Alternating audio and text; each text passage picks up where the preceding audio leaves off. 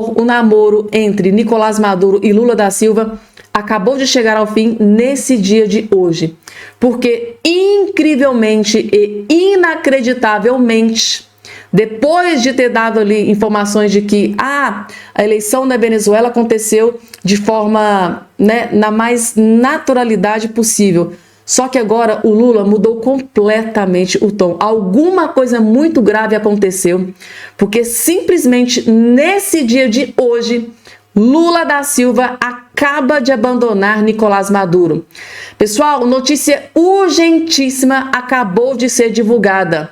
Lula da Silva, presidente do Brasil, acaba de confirmar, acaba de afirmar que não reconhece a vitória de Nicolás Maduro na Venezuela. Gente, é simplesmente inacreditável. Quando uma coisa dessa acontece, eu costumo dizer que é um grande plot twist carpado, uma grande reviravolta. O Lula, nesse dia de hoje, mudou completamente o tom, subiu o tom contra Nicolás Maduro. Foi algo surpreendente, uma reviravolta total. Eu vou trazer todos os detalhes dessa informação. Acompanhe porque tem muita informação atualizada para todos vocês. Só não esqueça de se inscrever no canal, ativar o sininho das notificações e compartilhar o vídeo o máximo possível que vocês puderem. Eu vou trazer de cara logo essa primeira informação. O presidente Lula disse hoje, pela primeira vez e 18 dias depois das eleições na Venezuela, que não reconhece a vitória de Nicolás Maduro. Numa entrevista, o presidente sugeriu saídas para a crise. Citou a possibilidade de um governo de coalizão ou a realização de novas eleições. O governo Maduro rejeitou a proposta e a líder da oposição afirmou que não reconhecer o resultado das urnas é uma falta de respeito com os venezuelanos. O presidente falou sobre a eleição na Venezuela em uma entrevista à Rádio T em Curitiba. Lula disse que nos últimos meses a relação com o governo Maduro se deteriorou. Eu mantenho relações com a Venezuela desde que eu tomei posse em 2002. Tive muitas relações com Chávez. A Venezuela era um país que o Brasil tinha um superávit de 4 bilhões de dólares por ano. Sabe? E essa relação ficou deteriorada porque a situação política está ficando deteriorada na Venezuela. O presidente afirmou que não reconhece a vitória de Maduro. Ainda não. Ainda não. Ele sabe que ele está devendo uma explicação para a sociedade brasileira e para o mundo. Ele sabe disso, ele sabe disso. Ontem eu tive uma reunião com o presidente da Colômbia, antes de ontem eu tinha tido uma reunião com a Colômbia e com o México, para ver se a gente encontra uma saída. Sabe, é o seguinte, só tem uma coisa, tem que apresentar os dados. Agora os dados têm que ser apresentados por algo que seja confiável. O Conselho Nacional Eleitoral, que tem gente da oposição, poderia ser, mas ele não mandou para o Conselho, ele mandou para a Justiça, para a Suprema Corte dele. Eu não posso julgar a Suprema Corte de um outro país. Nicolás Maduro foi proclamado vitorioso pelo Conselho Nacional Eleitoral, controlado por ele. A oposição contestou o resultado, apontou fraudes e apresentou atas eleitorais que mostrariam que Edmundo Gonzalez ganhou por ampla vantagem. Maduro iniciou um processo de repressão. Forças de segurança prenderam 2.400 pessoas, entre elas líderes da oposição. 24 morreram durante os protestos. O Instituto Carter e a ONU, que acompanharam a votação, denunciaram irregularidades. Brasil, México e Colômbia vinham negociando com Maduro para convencê-lo a apresentar os documentos originais por mesa de votação. No início da semana, o México se afastou do grupo. Hoje, o presidente Lula sugeriu um governo de coalizão na Venezuela ou a realização de novas eleições. O Brasil, junto com a Colômbia, nós estamos tentando trabalhar a possibilidade de ver se encontra uma saída. Você tem várias saídas. Ou você fazer um governo de coalizão. Sabe? Fazer um governo de coalizão, convoca a oposição. Eu não quero me comportar de forma apaixonada e precipitada. Eu sou favorável a fulano, eu sou contra. Não, eu quero o resultado.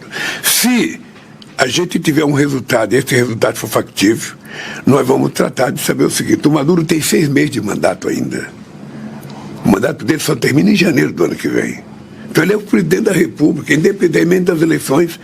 Então, se ele tiver bom senso, Ele poderia tentar fazer uma conclamação ao povo da Venezuela, quem sabe até convocar uma novas eleições, estabelecer um critério de participação de todos os candidatos, criar um comitê eleitoral suprapartidário que participe todo mundo e deixar que entre, sabe, olheiros do mundo inteiro para ver as eleições. Logo após a entrevista de Lula, o presidente da Colômbia, Gustavo Petro, também defendeu novas eleições na Venezuela, que, segundo ele, viriam como parte de um acordo que envolveria ainda a suspensão das sanções econômicas contra o país, a anistia geral e internacional e uma transição de governo negociada. A hipótese de novas eleições na Venezuela também foi tema de uma audiência na Comissão de Relações Exteriores do Senado com o assessor especial da presidência, Celso Amorim. Ele afirmou que o Brasil não fez uma proposta oficial para um novo pleito, mas que, se isso ocorresse, a eleição teria que ser acompanhada por organismos internacionais. Amorim voltou a dizer que vê no diálogo a única saída para evitar uma crise maior na Venezuela. Celso Amorim afirmou que o governo brasileiro não pode negociar dando um ultimato a Maduro. Eu acho que não adianta nada eu fazer um prazo hoje e depois de amanhã descobrir que as coisas estão evoluindo, mas que vão tomar mais tempo. Eu acho que nós estamos chegando a um ponto que é preciso sentir uma evolução real, mas é claro que não é uma coisa para sempre. A principal líder da oposição da Venezuela, Maria Corina Machado, rechaçou a possibilidade de novas eleições. Vamos para uma segunda eleição e, se não gostarem do resultado, iremos para uma terceira, quarta, quinta, até que o presidente Nicolás Maduro goste dos resultados. Vocês aceitariam isso em seus países? Que, se o resultado não for satisfatório, repitam a eleição? Perguntou Maria Corina. E concluiu. E outros foram assassinados.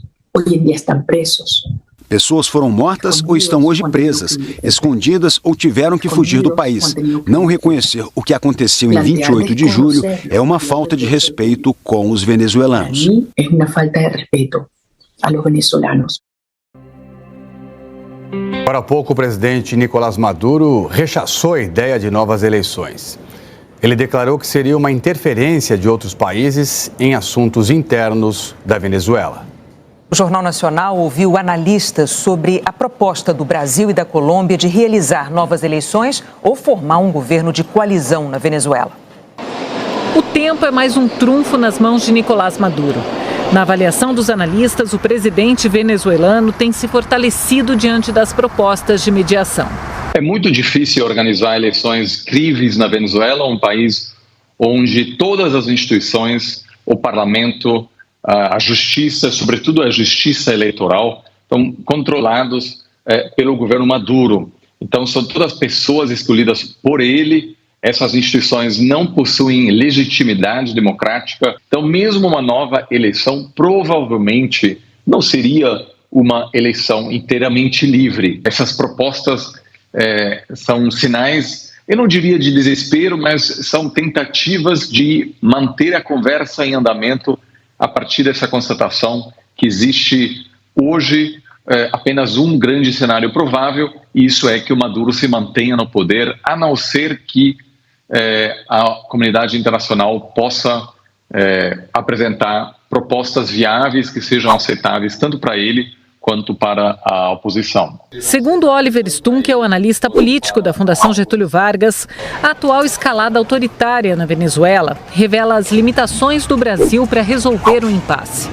O Brasil é a principal potência na América do Sul, ocupa metade do território, tem metade da população, metade da economia sul-americana, mas sua influência política na Venezuela é limitada ao longo das últimas décadas.